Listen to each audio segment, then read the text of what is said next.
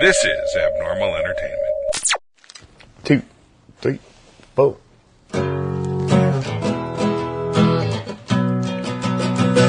Walked into the tunnel just to find the light.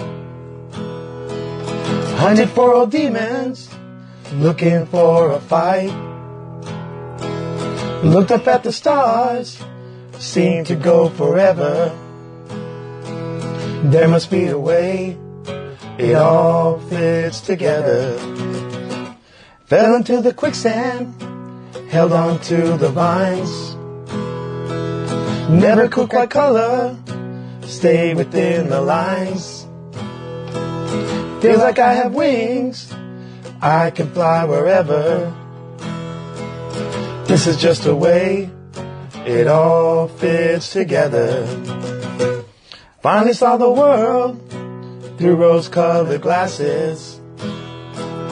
Gonna share my journey to small and large masses. Give up on my life, no sir, me never. This is how I put it together. This is how I put it together. This is how I put it together.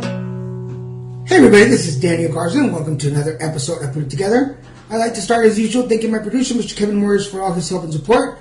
Thank you, sir. Inviting all of y'all to check us out at abnormalentertainment.com, where you can find all the shows on the network. Go check those out. You can find me at Facebook, Twitter, Instagram, and YouTube under Daniel G. Garza or Little Mexican, Lilmesican. And you can find pictures, information, new stuff, whatever my guests are working on. Go check that out over there.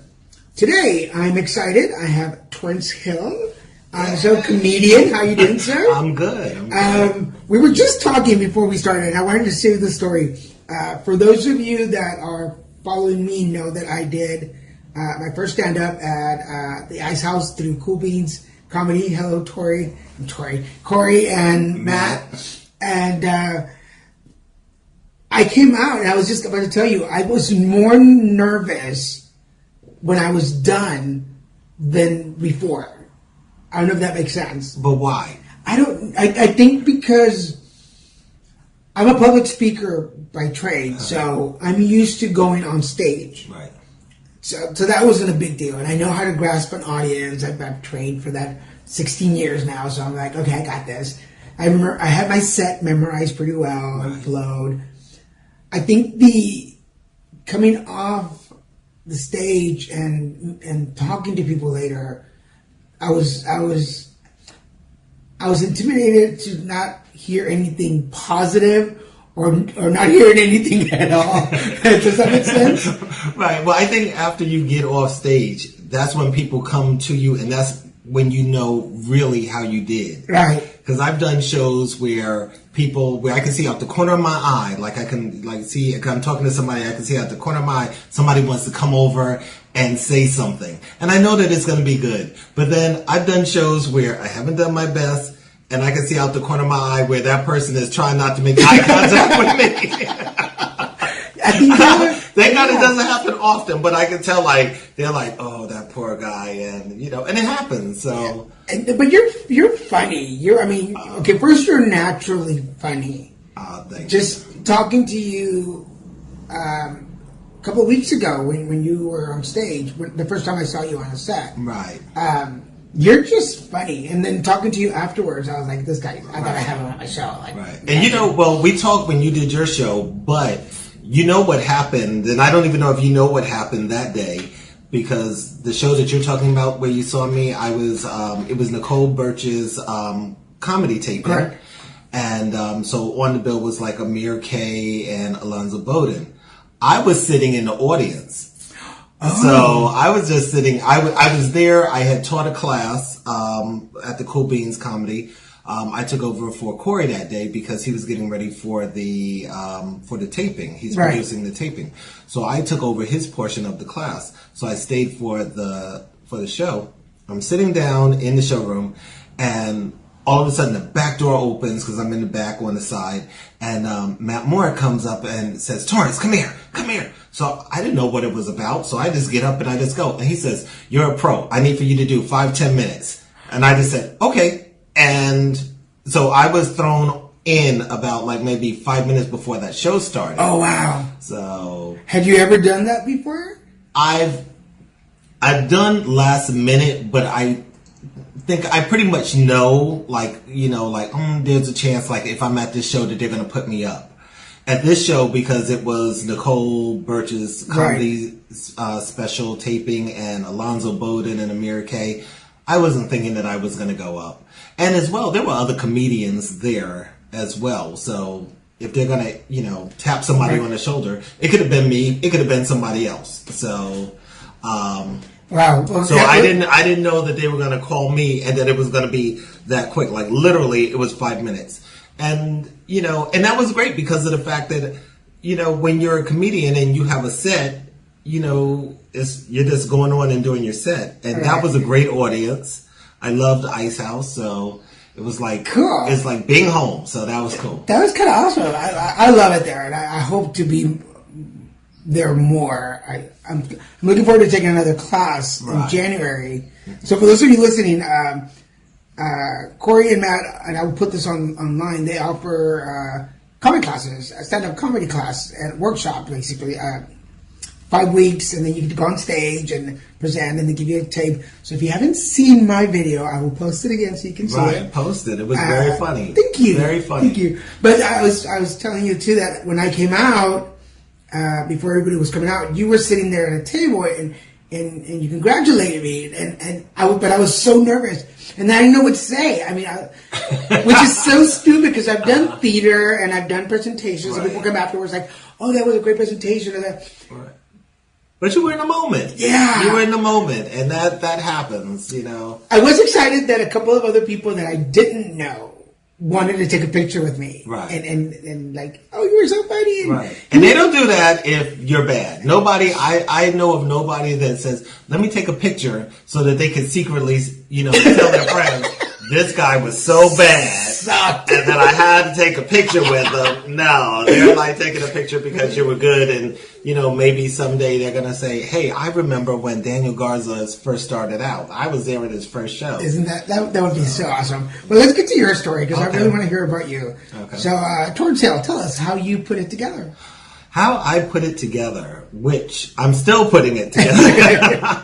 But I'm going to go back years ago, where I was in my 20s and I moved to Atlanta, Georgia. Okay. And during that time, a lot of people were moving to Atlanta, and so I moved to Atlanta, just working a regular job, but I always wanted to act. That was always my thing. I always wanted to be an actor. I took acting classes when I was 16 years old, but when I went to college, I didn't pursue it only because my mother told me, "We are not paying for anybody to go to school to become an actor." So I started, like, when I went to college, I signed up for all of these, like, theater classes. And then I got nervous, you know, because, you know, my mother said you can't major in this. So I dropped that and I tried to do business, which I absolutely hated. I ended up becoming a communications major. This was in New York. When I graduated, I moved to Atlanta and just working a regular job. And then one day I did a road trip with a buddy of mine back to New York. And when we were going back to Atlanta, we stopped at my uncle's house. Hi, Uncle Ernest, my favorite uncle, so I gotta give him a shout out. And I have a cousin that's an actor, and he was on that show Rock at the time. I don't know if you remember that. It was with Charles Dutton, and it was a comedy, but it was on like whatever. I know the CW and the WB, they've changed hands so many times, or you know, so it was on one of those networks. And so he told me his story, you know, about how he worked a regular job and then he just quit one day and decided that he wanted to be an actor.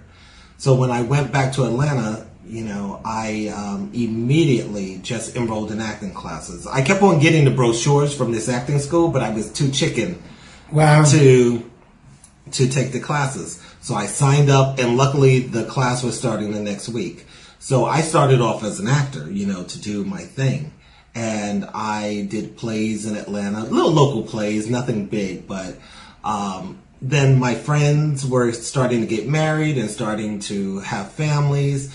And I knew as a gay guy, I wasn't getting married. You know, there wasn't, gay people weren't getting married then. Right. We were barely maybe even adopting kids at that time. Oh, this wow. was like the mid-90s. Okay.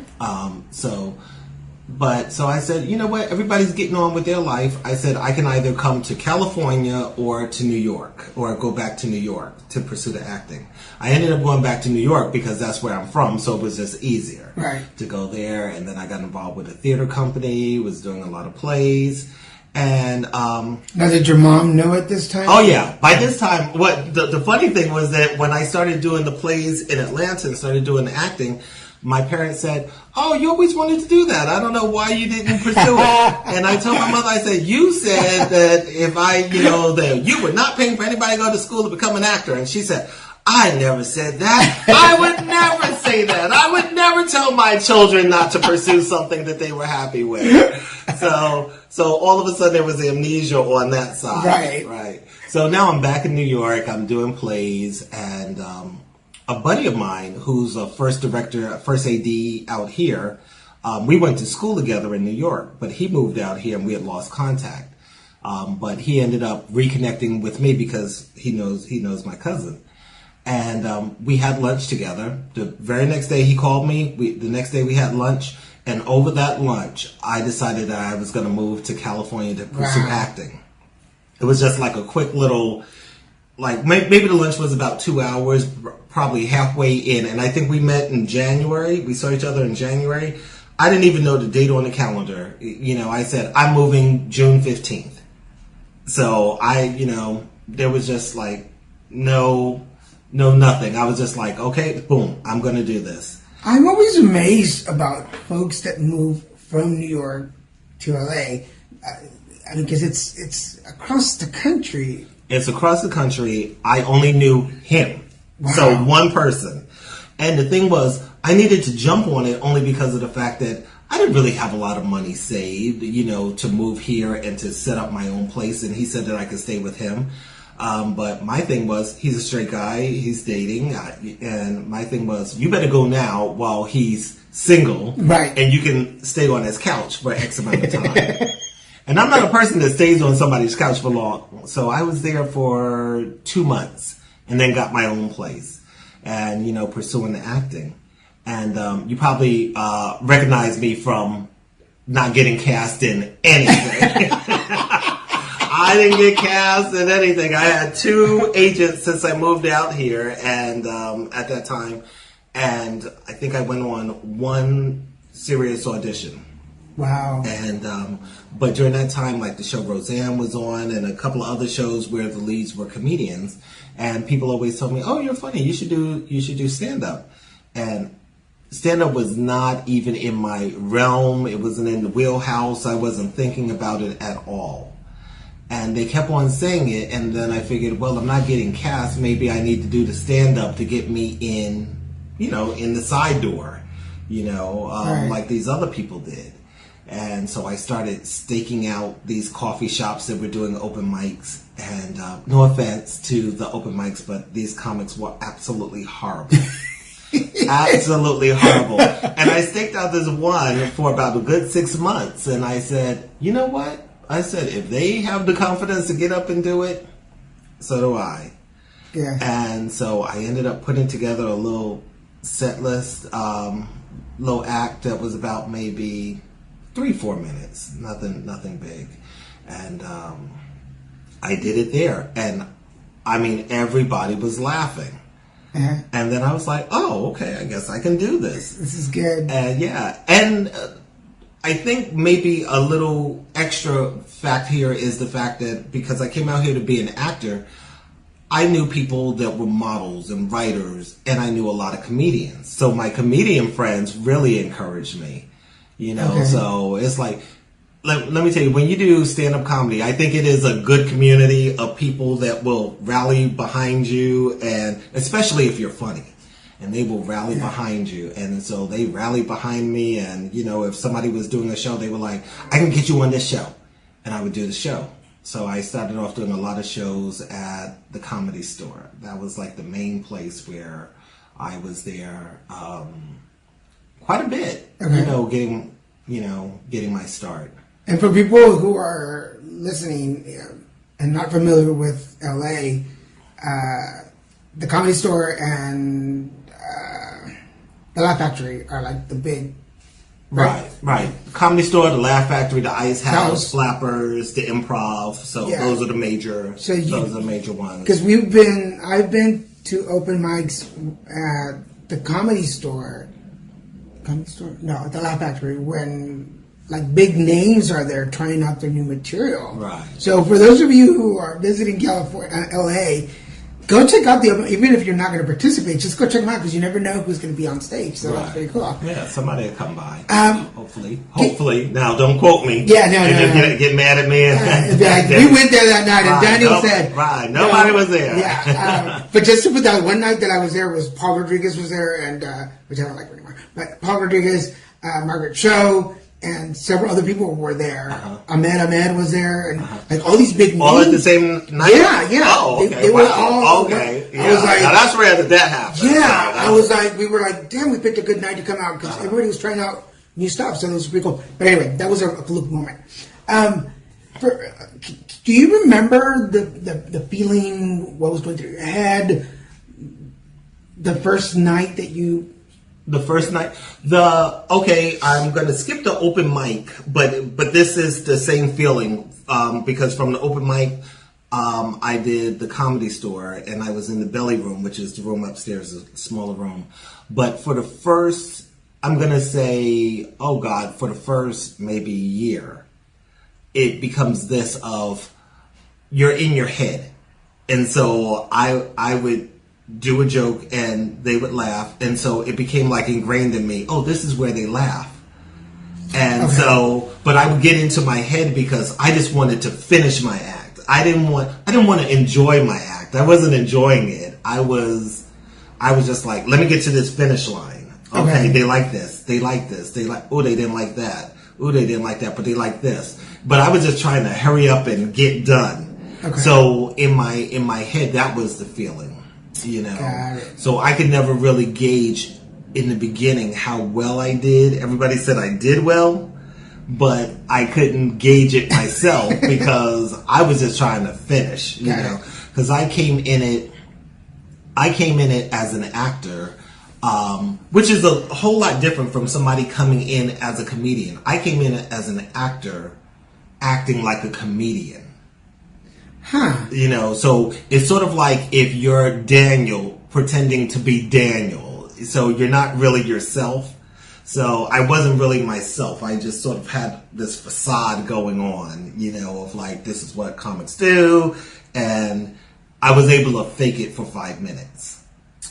Got it. Something about what you're just saying is registering in my head. Yeah. It's like, Yeah, it takes a while. It takes a while to take off that fake coat that you're putting on yourself, and just be you, and I think maybe for myself, because if I came out here as an actor, and when I was doing plays, if you didn't like the play, it didn't mean you didn't like me. It just meant that you didn't like the play. As a stand-up comic, I'm writing this material, so if you don't like the material, you don't like me. So it's very personal. Right, it's very personal. It's like telling somebody they have an ugly baby. You're not ugly, but your baby is. Right, exactly. And I'm still equally offended for me and my ugly baby. So, so that was... It took some getting used to. Now, did you write about personal stuff? I did not. Not at that time. I done that. That came later down the line, because when I'm just doing like everyday stuff that people can relate to. I didn't start doing gay material until most recently. So, and it wasn't because of the fact that you could hear this gay accent. So it's not like I was hiding anything from anybody, but it was just that. What I was doing was working, and I didn't feel the need to necessarily get into the personal. And you get into the personal once you start, evolving. You know, Okay. like once I took off that coat of, of acting like Torrance, then I could start talking about more personal. But, I didn't get to the gay stuff right away. I did get to other personal stuff, but I didn't get to the gay stuff until like... Well, I have to admit, the night that I met you, I didn't, and I think I'm 47 now. I'm like, people are people, I don't care. Like, but you didn't, I just thought you were Southern. I was like, this guy's from the South somewhere. So I was like, okay, so cool. I did not put New York anywhere near you. It's so funny. My sister and I used to go to the South because that's where my grandparents are, and we would stay there for a month. And we would come back with these Southern accents, for New Yorkers, we would come back with Southern accents. But my sister sounds like Rosie Perez. And I'm like, how did you get that thick New York accent? And we grew up in the same household. My New York comes out in certain words. Like if I say the paper or water, things like that, it'll come out, So sometimes people will think, oh, he's from the South, or they'll hear the New York accent. And then one time I was talking to somebody, this girl, and she stopped me in mid-sentence. She said, "Where are you from?" And so I told her where I was from, and she said, because I'm here in Southern. Then I told her the story about always being, in the South during the summer and holidays. She said, okay, I get it. Yeah. So. Yeah, but I was like, this straight dude's handsome. Ah! Thank you. He's a nice man from the South. I even told my boyfriend, I was like, if you weren't here, I'm like, oh, well, thank you. Well, yeah. So, take that as you will. You probably look at me going, well, you're ugly. I know I'm ugly. You are not ugly. But, You're far from ugly. Okay, so comedy comes into your life. You're doing shows. Mm-hmm. How vulnerable have you gotten on stage? Ooh, that's a good question. I've gotten to the point where I can maybe put my toe on the line, as far as, vulnerability. Because some people have talked about their dysfunctional family and things like that. And which I think everybody has a dysfunctional family where at this point dysfunctional is probably normal, So, so I just about maybe touch it, but then I pull back. I would love to just dive in there, but I believe that, whenever you're writing material, it has to be for a purpose, it's, not only for the laugh, but what's the message that you're trying to convey, so if I'm talking about, an alcoholic uncle or aunt or, something really, really deep, you don't want to leave people feeling like, right. Like I'm doing a one-man show and it's not funny, so it still has to be something that I want to talk about or else it's going to be, Yeah, because one thing that I learned through the classes was don't compare yourself because you've got your own story, you've got your own message, and if you start comparing, you're really in your head. And my comedy started off as my own struggles and journey with cancer because I wanted to make it funny. And I think people laughed at the butt jokes. People always laugh at butt jokes. I know I do. And then the rest, I'm like, well, I'm Latin, so let me talk about my people. Like, right, it's the best way to do it. Some people I did hear from some friends like, oh my God, I can't believe you talked about cancer. And I'm like, well, it was funny. Like, it wasn't funny at the time. Right. But having a doctor, probe you is... Right, exactly. Maybe to me it's funny. I don't know. Are there things in your life that you want to experiment with? Well, you know what? Now I get I'm a little bit more open. I had so look, since we're being open and you're talking about your butt stuff, I had a hemorrhoid. Okay. So I had to go to Kaiser. And so they have me leaning over this thing and the robe in the back and it's open and the doctor's there and I don't know if she was the assistant. I don't know if she was, what her job title was, right. but she was the helper. So they got me over. I'm in this like very vulnerable position, just hunched over, ass up in the air, you know. I mean, pretty much back arch, you know. So, so it could have been like the very beginning of a porn. And then all of a sudden, this door flies open. And I lied to you not, about 5 of the people that I wasn't expecting just came on in. And they were like, "Oh, sorry." And I was like, "Oh, no." I said, "I'm a comedian." I said, "This is great." I said, "Give me your name." This is going in the act. So stuff like that now, you know, that's what, when I was teaching the class on last week, and I tell people, that's what you're looking for now, the embarrassing things, right. You know, that maybe you would talk about at a party in the kitchen. You may not talk about it that day, but who the hell cares? You know, something happened embarrassing 6 months ago. Yeah. You know, you can tell that story and everybody's laughing, so. Because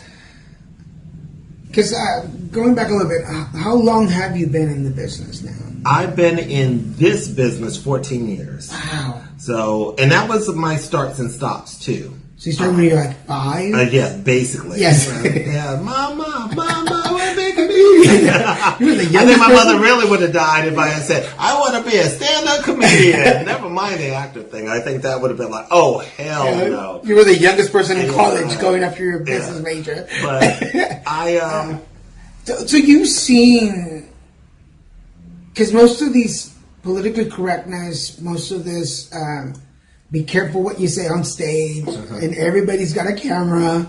You've seen that over the last 14 years, changing, right? You know what? I've seen it, and the thing is that some things I'm like, wait, okay, that crossed the line. That's not being funny. That's just maybe you being, you know, a dick or racist or whatever like that. And then other times, like, you know, I'll see things, and I read one time where this person, and I don't know how true this is, but they went to see Chris Rock. And Chris Rock uses the N-word. But the thing is, if you go to see Chris Rock, you know he uses that word. There are a couple of comedians that you know. So it's not a surprise. And this family was so offended, you know, if this story is true. And, you know, and I'm thinking like, well, that to me isn't necessarily offensive. Right. But let's say, who was the guy who was from Seinfeld? And Kramer, that actor, you know, and then he did a rant, you know, that crosses the line. So, you know, so we got to know, and that's just part of common sense. We all know what to say and what not to say, right? Because I personally, and I've told people, I personally love a good gay joke and I love a good Mexican joke. If it's said right, if it has a good point, and it's true, because I always think stereotypes are stereotypes because they're out there. They're out there for a reason. Yeah. And if you put it out in a funny way, I think it's hilarious. If you put a joke out there in a funny way, I will say yes. I will laugh. I have laughed at a white person doing a black joke, but I don't want your whole act to be black. I don't want your whole act to be black and Mexican or Asian or whatever like that. Include yourself in it. Include white people in it. Include black people. You know, then it's like equal shot. But it becomes very uncomfortable if it's just you or your people being attacked. If you're trying, because I remember comedy from when I was a kid, watching Benny Hill, watching Carol Burnett. Right. All those. Was my favorite comedian, and I will fight anybody that says differently. Carol Burnett? Carol Burnett. Oh, well, before her, Lucille Ball. But like, okay. Comedians, not, you know. Actor. Yeah. Not comic, not stand-up comics, but I'm just saying as far as like comedy. But Carol Burnett has a way of she can just come on stage.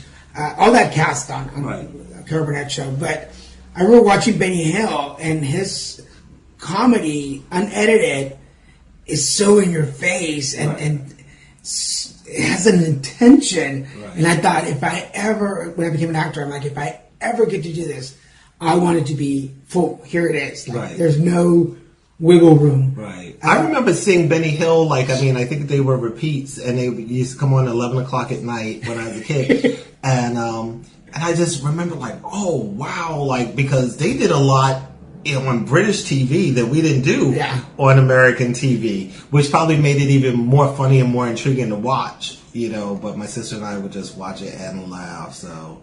So who have been your inspirations, or who do you...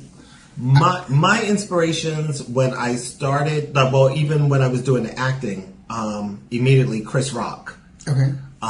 So Chris Rock, Dave Chappelle, Guy Torrey,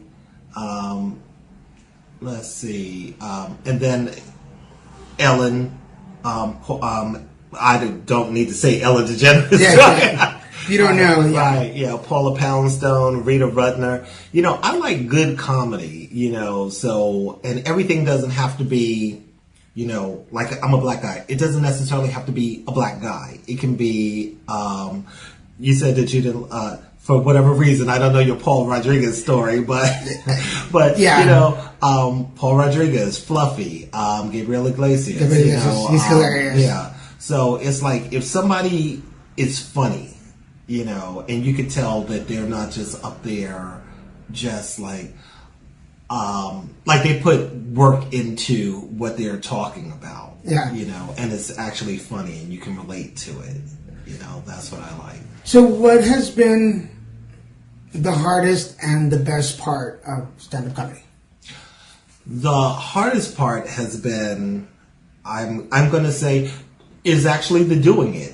Because here's the thing, I've been doing this for 14 years. You know, I'm not the Chris Rock, you know, where people know me. But, you know, when you do a show, you know, I have enough experience that, you know, that I'm confident that this is going to be funny and that people are going to enjoy it. But you're dealing with people. So therefore, that's a variable right there in itself where you never know how they're going to respond to something, right. You know, because, and I was just telling somebody this the other day, I would never in my life do a rape joke or an abortion joke, right. But there are comics, normally female, but they can get away with it, but even now they're doing it more, like rape jokes or abortion jokes, which is something that I would never do, you know, so it's ever changing, you know, just trying to find like your niche, you know, and so with the people that I like, I always like people that I can relate to in some form, you know, some form of fashion, you know. Because I think if you don't open as an audience, we should be open to all comedians in a way, right? Regardless of color or sexuality or male or female, because you can sit there and there's something that you're like, oh yeah, I do that. Right, exactly. Exactly. Go ahead. No, well, I was just going to say as well, if you sit up there and like, let's say me as a black guy, if I want to sit up there and just want to see people like me, that's going to get boring real quick. If it's just, you know, 7 or 8 black guys coming out all in a row, you know, and it doesn't matter if some are straight and some are gay, it's going to get boring real quick if everybody's like me, because we have that same point of view. But when you come out, you know, let's say if a Hispanic comedian comes out, you know, and they might be talking something that's a little bit more culturally, you know, Hispanic, but if they phrase it in a way, we're all going to get it. All right, guys, you might notice we paused for a second, you might notice the mic, the voice change. Yeah, you can. Yeah, you can see the mic now. Somebody's drilling or something in the back. So, and it's such a beautiful day. We wanted the windows open so that we could get some fresh air. Yeah. It looks so nice over here. Daniel has a great place, ladies and gentlemen. I mean, don't come over, but and oddly enough, I love where you're sitting because you get the window light, and this is where I usually shoot when people come here. Oh, okay. Because it's such a pretty view. Right, a nice view. So they probably like, all we've ever seen is the couch. I'm like, yes, all you'll ever see is the couch and the plant. Right. The couch that we're not sitting on, but we're more than welcome to sit on the couch. So we were talking about the things that you like and you don't like. So we talked about the repetition of hearing the same thing over and over again in comedy. Right. Now, you mean your own act? Well, because people do ask me that too. Like, how don't you get bored? How don't you get bored? Okay, well, let's go with that. Yeah. I mean, for me, and I would say, and I'm going to gather this for most comics, you have to like what you're saying, and you wrote it. So if you're just putting out garbage, you're probably not gonna like it after a while, But if it's something good, and each show you have a different audience, so they're reacting different ways, and there's also ad libs in there too, so that helps the act. Normally I always start my act off the same way, but a couple of months ago I was doing a show at the Ice House. That's my favorite place, as we have established. And one of the comics that got off stage, he said something that was pretty similar to something in my act. Well, that could spark something in my act. So when I started my act, I didn't start the regular way, down my set list. I might have pulled that part. And then I was able to just sort of talk about that first. Got it. So it was very different for me because I wasn't starting my act off the same usual way. And then I was sort of able to just take bits and pieces, of oh wow, okay, they like this, oh, I ad-libbed about this to this lady. Okay, I'm going to pull this part now. And so that gets nice and exciting because it's okay, this could be a shit show, if it, it's like Jenga at that point because, now you're pulling out of the order. Now, as an actor, I'm kind of going, oh, wait a minute, this is not the way the script goes. Whoa. But as a comedian, it is that excitement. Right, exactly. And as a comedian, it doesn't have to be perfect. I think, in acting, if you're in front of the camera, they're going to go cut, and then they're going to, reset or do your hair, do your makeup. When you're on live stage, you can flub a line. Yeah. And sometimes that's the funny part. Of you know what? I messed that up. But you got what I meant. It was funny. Yeah, go ahead and laugh about it, Yeah, okay, I'm a little conceited, but I've watched my set several times just to kind of where did I Wait, how can you do it? I don't like my... Look, and I apologize to the audience. I don't like my voice. Really? So I don't like to listen to me. I've had the same voice just about since I was about 13 or 14. Mm-hmm. I had the Peter Brady voice, and then it never changed. It always stayed scratchy. Right. But then I've done a lot of presentations over the years. Mm-hmm. I like watching myself. I'm that conceited. I like to watch it maybe, and not. I shouldn't even say like to watch it. I can watch it if I get a set that's new. Because I need to know, okay, let me watch it because, what did I leave out? Because that's also the thing too, when you get off stage too, you're like, I didn't say this, or I didn't say that. And I mean, the audience doesn't know. Doesn't know, yeah, that's the cool thing. Yeah, I definitely, I hate the word definitely. Being the first time, there were things that I did that I thought, I just made a mistake. They laughed, or exactly. I pointed at somebody and everybody just roared. Right, exactly. Especially when there's a group of friends of people and somebody points at somebody and that they are gay or they do drink milk before going to bed or whatever it is. Right. And it's funny, yeah. And I only remember that because I went to a show once and the comedian was talking about cars and how gay or straight cars were. And he said, he goes, and the top of the gay list is a Mazda Miata. And then he pointed at me and goes, right? And I have a Mazda Miata. And all my friends at the table just roared laughing.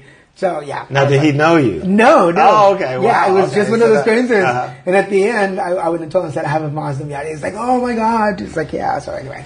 I forgot where I was going to go with this. Okay, so, because we're in the comedy part. What's your goal? What's your dream? My dream would be to do stand-up comedy specials, to tour.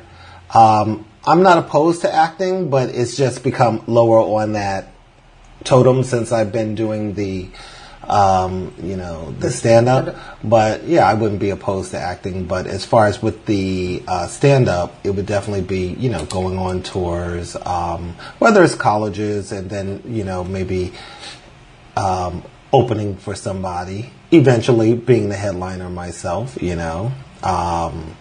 but I want to stay in this realm.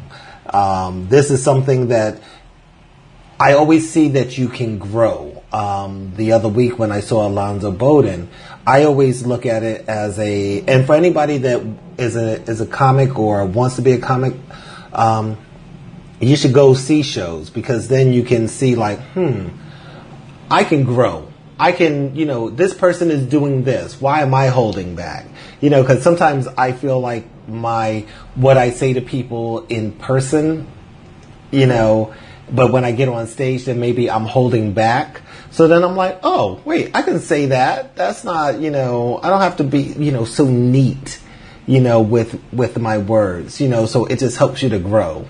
If that makes sense, you don't want to just sit up there and just be at the same level, like, you started off in 2018 and then 2020, you're still at the same level. Nobody wants to see that. Right.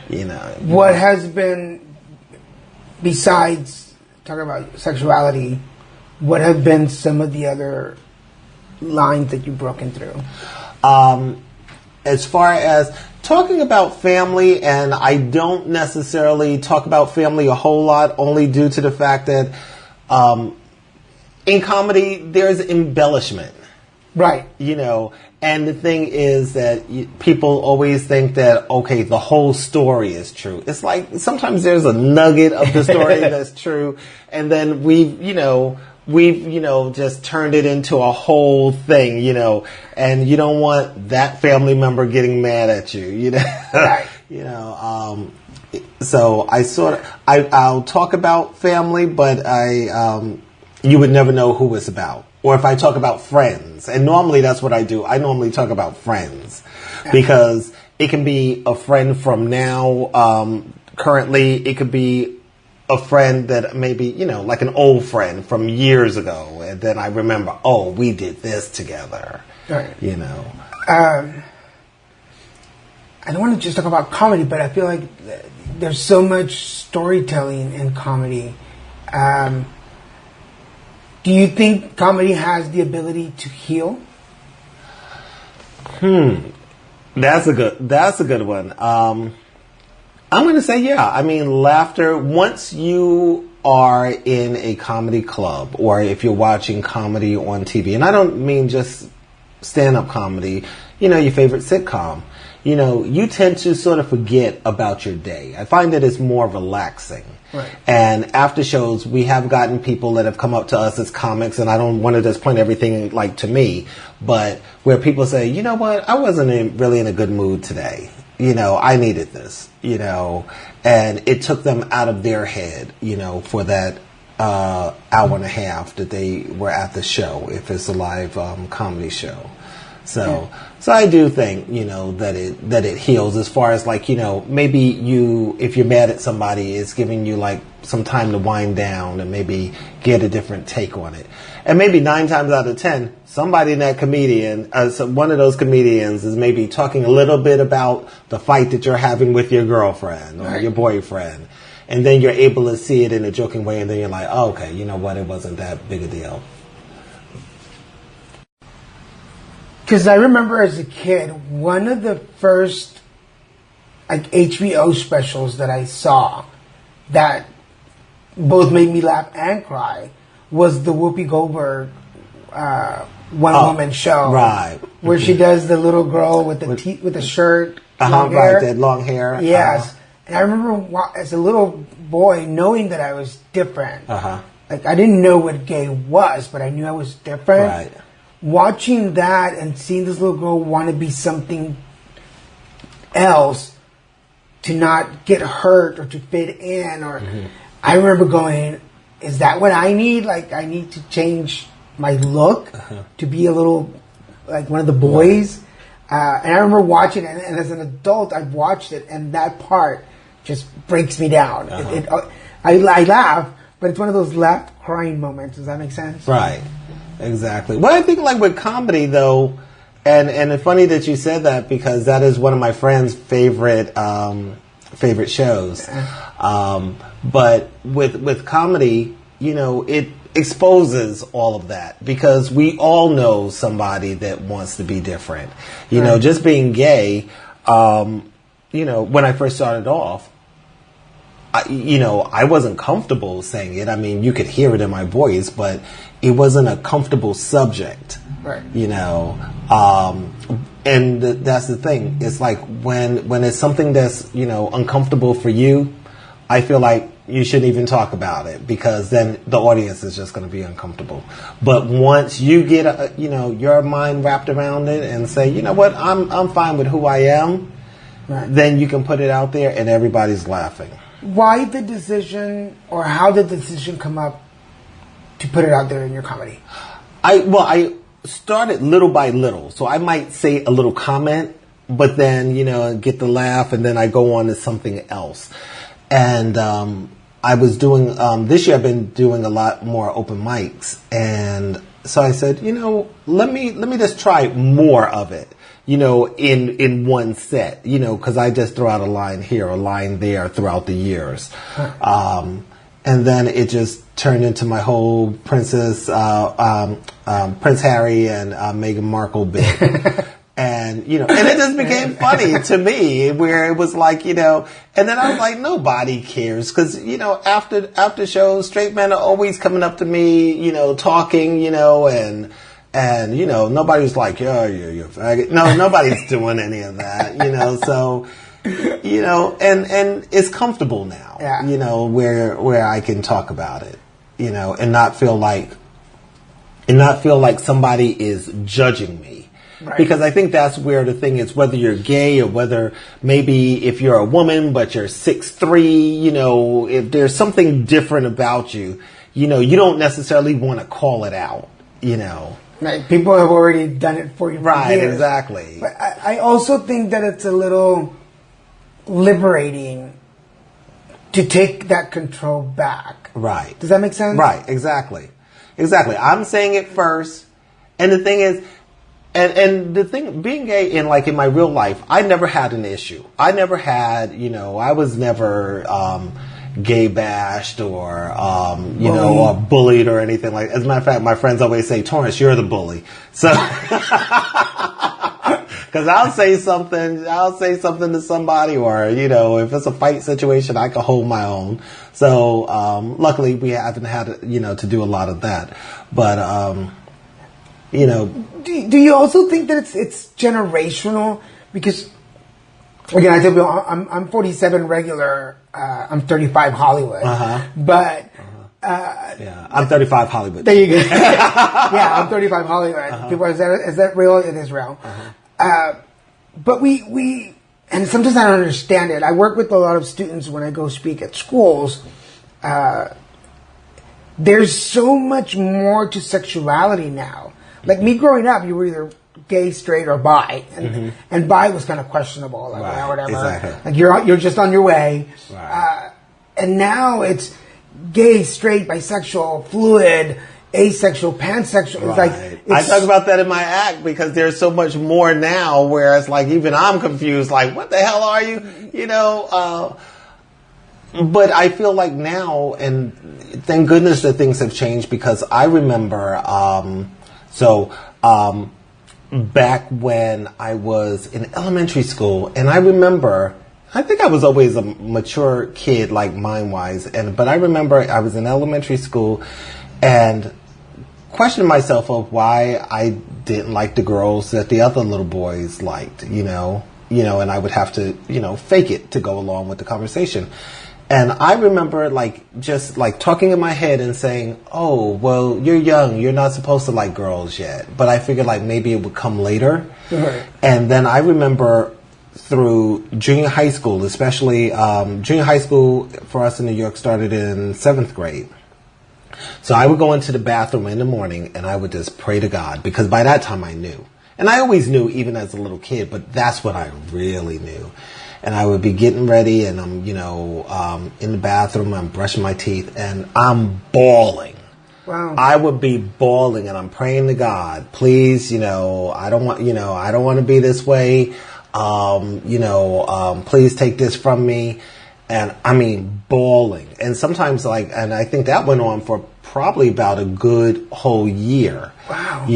And nobody knew. I would get in that bathroom, I would do my cry, and then, boom, come out, go to school as normal, do, all of the normal things. Wow. But back during that time, I didn't know any other gay little boys, because we never, gay wasn't necessarily the topic, because people would say either words like faggot or sissy.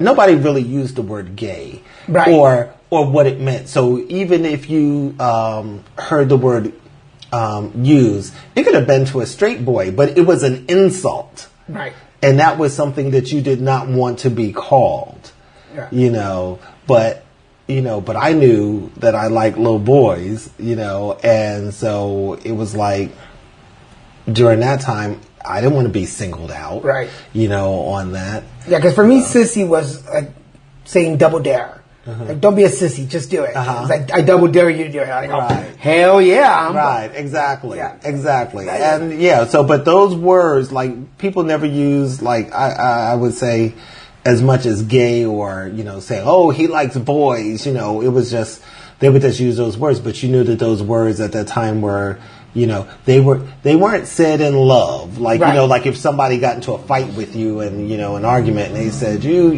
faggot, they weren't saying faggot with love. No, there's definitely no love. Unless you're in some S&M video, exactly. Then maybe. Yeah. But do you think, as gay media people, being in the business and being out there, do you think we have a responsibility to be true to ourselves, so to allow other or younger people to be true to themselves? Well, you know what? I think the younger people probably have it better than we do now, because if you go to a junior high school or a high school, they have gay and lesbian clubs, and which is something back when I was in school, something that would never have taken place. Yeah. But I do. If you are gay and you are openly gay, I think that you can, you can speak, you can mentor, and that's fine. If you are quote unquote in the closet, which is still fine, because I believe that, everybody has to come out during their time. I don't believe in pulling people out of the closet. I never liked that, back in the day when Wendy Williams would out people or suggest that, so-and-so is gay, because that person needs to find their own way. Right. And you don't know somebody's mind, and you don't know what's gonna, set that person off from maybe drinking and going off the bridge because, right. Because they're so traumatized by being outed publicly. Right. I definitely believe there's you have to make peace with who you are. Right. I was outed when I was 17, so I didn't get a chance to have my out moment. I was kind of pushed into it. But I think that's one of the reasons that I have never completely made peace with my sexuality. Not because I'm not proud of who I am, but because I wasn't allowed that moment. Right, to come out organically. Right. And it was, oddly enough, cliche, it was over a Thanksgiving weekend, but I was told on. I didn't tell my family. Right. And that's the worst thing right there, because now, in that situation right there, here's a conversation, and you might not be ready to talk about it. Right. And I wasn't, yeah. And my mother used to always ask me. She would ask me, and the thing was, she would ask me, and I love my mother, but this is something that she did, okay? So that now, see, you're a good interviewer because you got me talking about this story. My mother would, we'd be in the house and we're watching TV in my mother's room, my sister and I, and my father was probably at work or in the basement watching TV, probably watching a different show. So if we saw a gay character on TV, number one, during that time, it was always normally it was a comedy, and it was a flamboyant gay character, very over the top. And my mother would always say, "Oh, if any child of mine was gay, I'd lay down and die. I'd lay down and die." And then she would follow it up with, "Son, do you have anything to tell me?" And I say, "Oh, no, I don't have nothing to tell you." I'm not going to be responsible for your death. Right. And so for years, we would go back and forth with where she would bring up the subject of homosexuality, but I wasn't ready to talk about it. But then later on, maybe when I was ready to talk about it, she wasn't ready to hear it. So we had to do that dance a while, before we were both on the same page where I could talk about it and she was receptive to it. And then she said, "Well, why didn't you ever tell me?" When we finally had a conversation about it. And she said, why didn't you ever tell me? And I told her, I said, "Well, you said, if you ever had a child that was gay, you'd lay down and die. You'd lay down and die." And of course, back with the school thing, she said, "I would never say a thing like that. I would love you no matter what." We need to have Mom on the show. We need to find out what exactly happened here. But she's no longer with us. Oh, but she's not? Oh, my condolences. Yeah, but she was saying, and we was, and then after a while, we got to laugh about it, so if something, I remember one time she sent me this birthday card, and it was this hot, naked guy, in the card, so she would send that to me, and she would get such a kick out of it, I kept that card. We're not dumb. Right, so I kept that card. Other enough, my mom, when we talked after that evening, it took her a while, but she was upset because she felt like I betrayed her, like I lied to her. Because she did the same thing. She would ask me several times, "Is there anything you want to tell me? Is there anything you want to tell me? Is something going on in your life?" And I was like, "No, everything's great." And when she found out, she was like, I'm just hurt that you didn't have enough trust in me."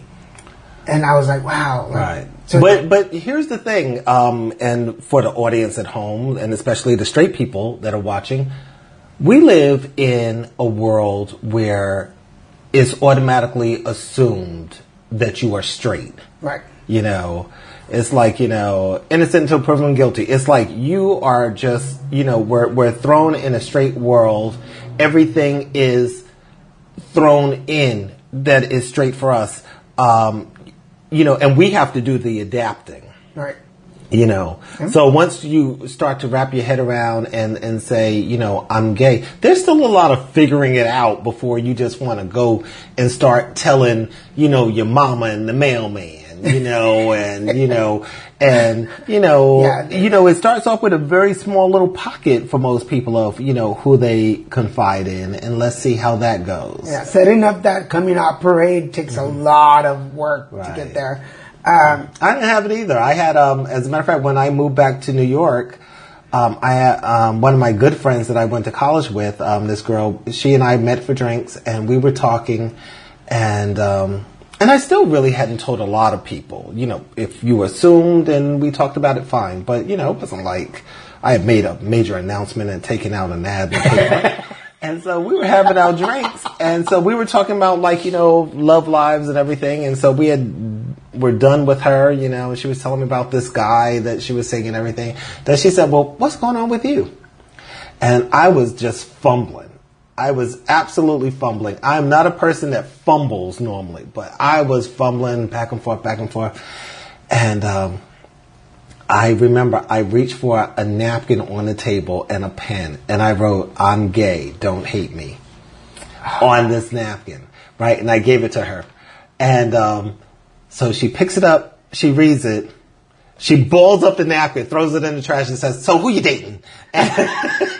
And after that, it was just so easy. And by that time, my mother knew, and I figured like that. If you ask me, I'll tell you. But, do I need to go to the mall and say, I'm gay and I'd like to know how much that shirt is? No, I don't need to say that. Hello, is this thing on? Right. Hello? Yeah. There's a sale at Old Navy and I'm gay. Right, exactly. I think people think automatically that it has to be like that. It's like, no, you can guess, I don't feel like it's offensive, if somebody just assumes, and, at least for me. Well, again, when I met you, I was like, And I was like, he's a cool Southern guy. Like that's. But I don't think I said that much to you. We really, talked a little bit. But most of you were in your. I was in my your head because you had a great performance that had just happened, and and I'm always just and I love going to those shows. Just getting back to the comedy for a minute, I love going to those shows because I love seeing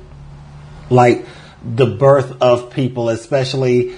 Because to me it's like, wow, like how did they get here? Even like when it's their first show, it's always like very interesting to see the material that they get. And then as well, maybe if you do this, like in 5 years where you'll be, Well, I'm about to start sending out invites to the group that went with me, my group, to come on the show and talk about their experiences. So for those of you listening or are followers of my show, get ready for a big batch of comedians coming through here. That would be good because like I said, when I started, I was alone.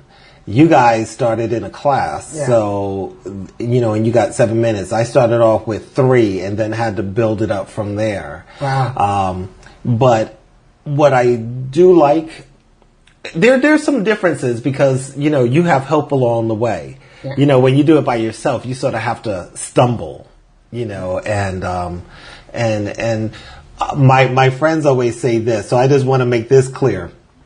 Stand-up is very different from any other art form, because if I've had friends that have said, they've seen a comic and they've said, oh no, they need to go someplace and practice. And I always tell them, this is where they practice. Unfortunately, for this type of job, we have to practice in front of people. Right.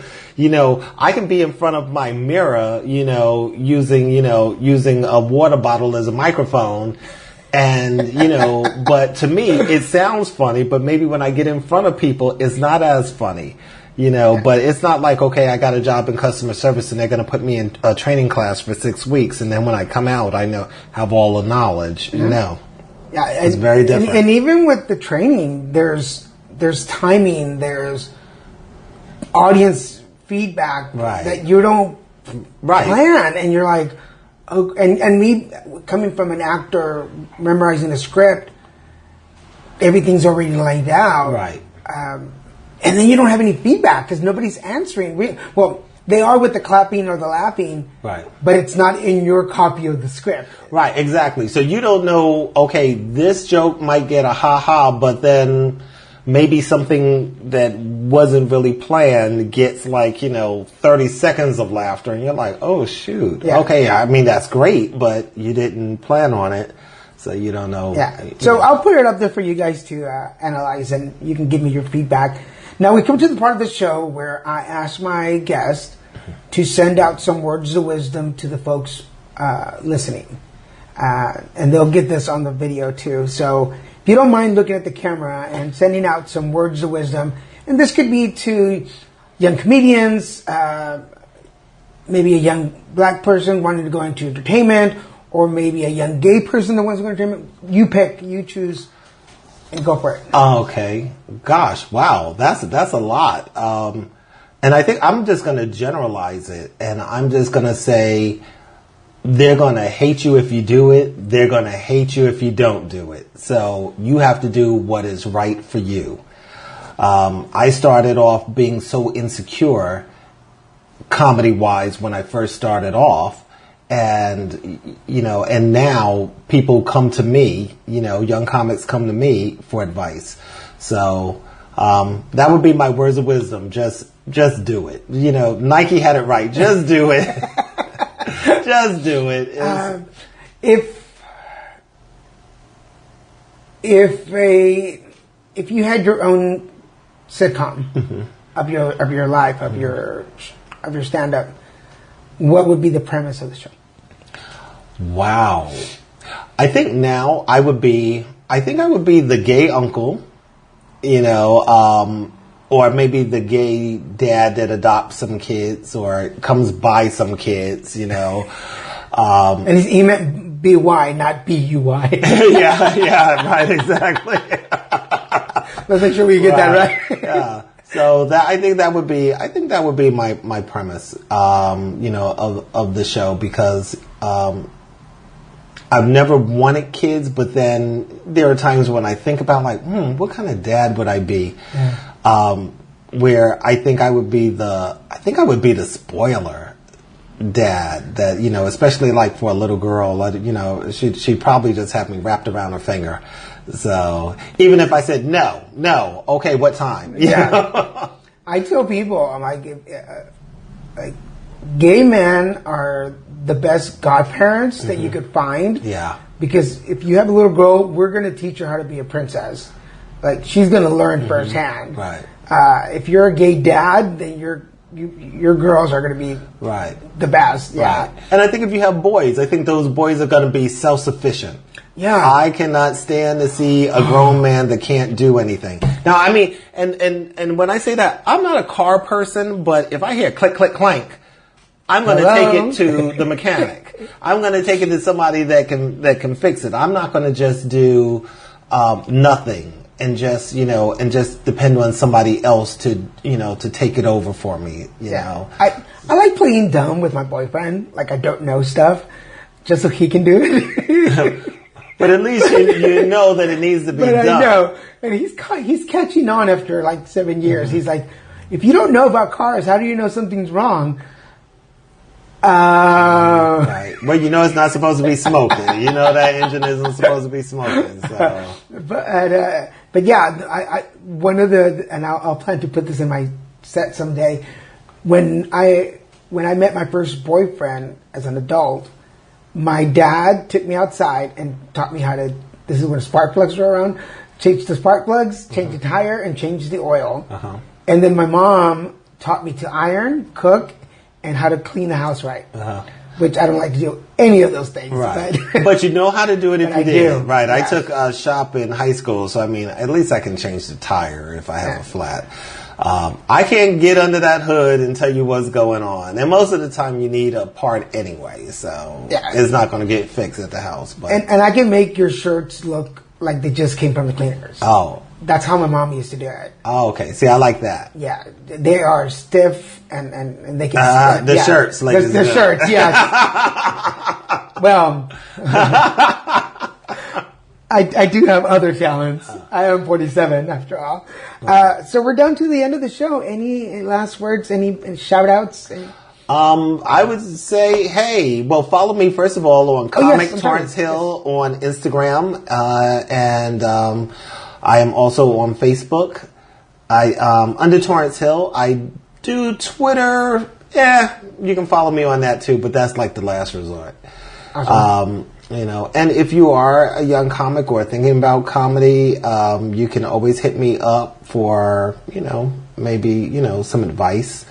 And we'll probably talk about that. And I'm surprised we didn't get to talk about it, but I wanted to talk about that because I find now, like for myself, and I was able to grow a lot as a comedian because I took advice. And then when I do meet somebody who's done 2 shows in their entire life and they don't want to take any advice, they got it all planned out.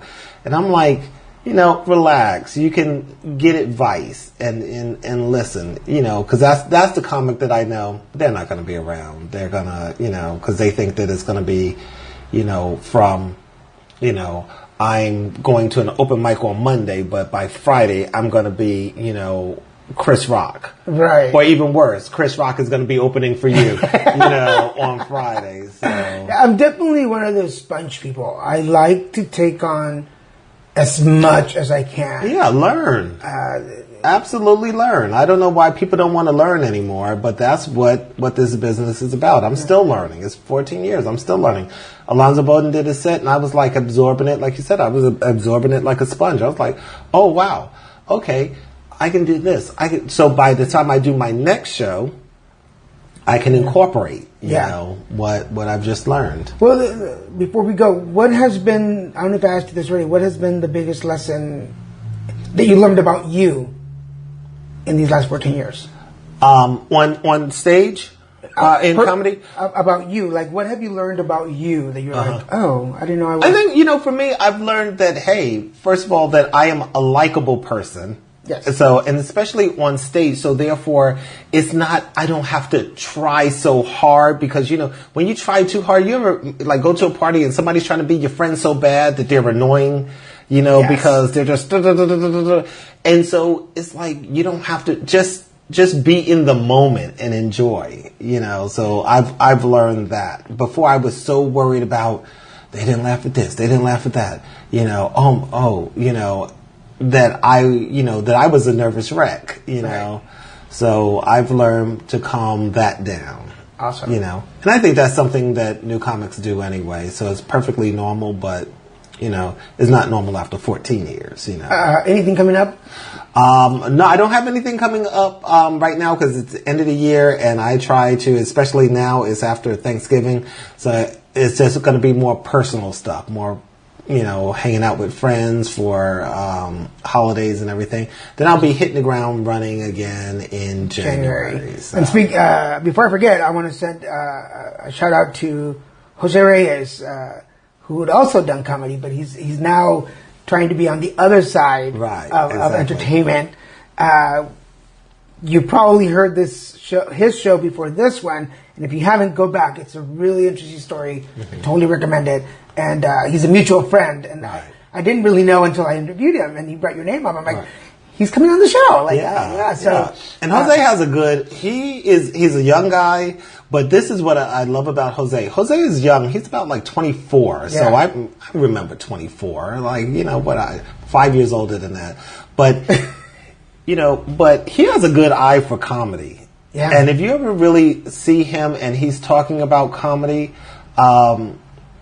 he breaks down stuff. I don't break down stuff the way that some of my friends do, but Jose can break down stuff, and and when you listen to him, you're like, you know what, that was you were right on the money. Yeah, we talked for the hour for the show yesterday, and then we ended up just visiting for another hour, just private conversation. Yeah, and I kept looking at him like, there's no way you're that young, like.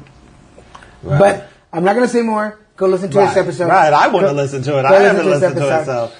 Plus, he's adorable, too, so he doesn't hurt on the eyes either. Right.